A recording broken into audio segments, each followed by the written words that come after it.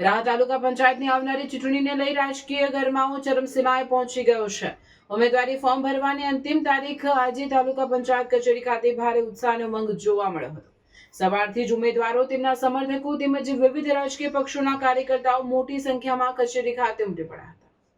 અંતિમ દિવસે નોંધપાત્ર સંખ્યામાં ઉમેદવારી ફોર્મ ભરાતા હવે ચૂંટણીનો જંગ વધુ કઠિન અને રસપ્રદ બનવાની સંભાવનાઓ વ્યક્ત થઈ રહી છે. સ્થાનિક સ્તરે મતદારોમાં પણ ભારે રસ જોવા મળી રહ્યો છે અને વિવિધ ગામોમાં ચૂંટણી અંગે ચર્ચાઓ તેજ બની ગઈ છે.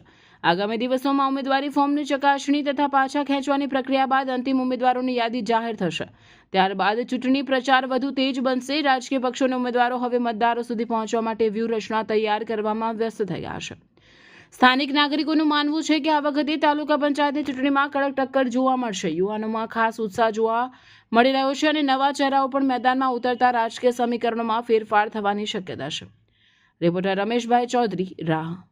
તાલુકા પંચાયતની ટીડીઓ હસ્તક સુપ્રત કરેલ રાહ તાલુકાની 7 સીટો ઉપર પક્ષ તેમજ અપક્ષ કુલ 23 ઉમેદવારોના ફોર્મ રજૂ થયેલ છે. અત્યાર સુધીની ચૂંટણીની ઉમેદવારી ફોર્મ રજૂ કરવાની પ્રક્રિયા શાંતિથી પૂર્ણ થયેલ છે. હવે આ ઉમેદવારો પત્રોની ચકાસણી તારીખ 13/4/2026ના રોજ હાથ ધરવામાં આવશે અને ત્યારબાદ ચૂંટણી પંચની સૂચના મુજબ સ્ટેપ બાય સ્ટેપ કામગીરી પૂર્ણ કરવામાં આવશે.